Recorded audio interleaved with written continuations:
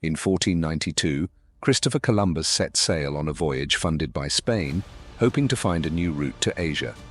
Instead, on December 5, 1492, he stumbled upon an island in the Caribbean, which he called La Isla Española, or Hispaniola.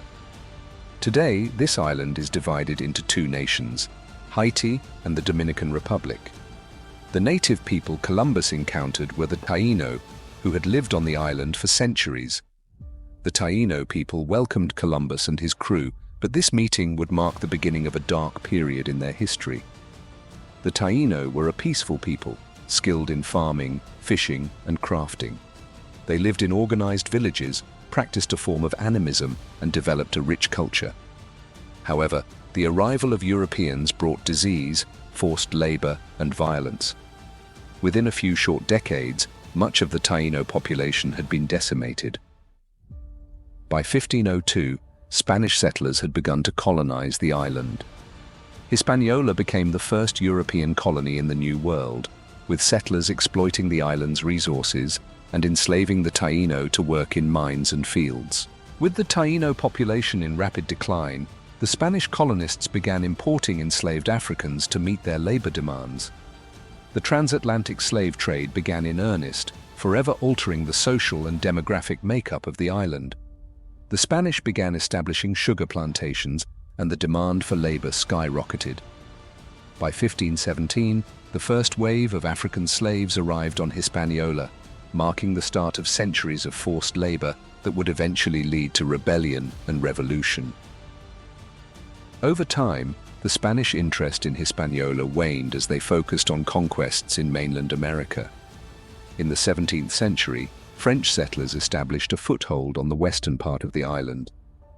By 1697, through the Treaty of Ryswick, Spain officially ceded control of western Hispaniola to France, and the territory became known as Saint-Domingue.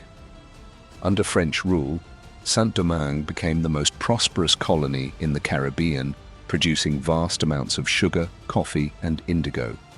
This wealth, however, was built on the backs of enslaved Africans who toiled under brutal conditions on large plantations. By the mid-1700s, Saint-Domingue was a vital part of France's global empire, contributing significant wealth. But this wealth came at a cost. Enslaved Africans made up the vast majority of the population, outnumbering their European overseers by more than 10 to 1. The harsh conditions, mistreatment, and lack of freedom led to deep resentment among the enslaved population. The seeds of resistance were sown in this period, as enslaved people began to organize and plan for their eventual freedom. The conditions were ripe for the revolution that would come at the end of the 18th century. 50 years after Columbus's arrival, Hispaniola had undergone a dramatic transformation. The native Taíno population was nearly wiped out. European powers had carved up the island, and the brutal system of slavery had taken hold.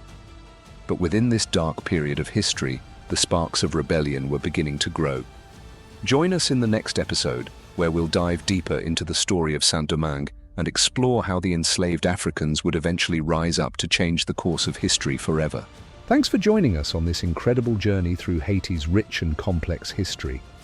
If you want to dive deeper into the untold stories, the revolutions, and the cultural legacies that shaped this resilient nation, make sure to hit that like button and subscribe to our channel. Don't forget to turn on notifications so you never miss an episode. Share this video with your friends and family. Together, we can uncover the powerful history that deserves to be remembered.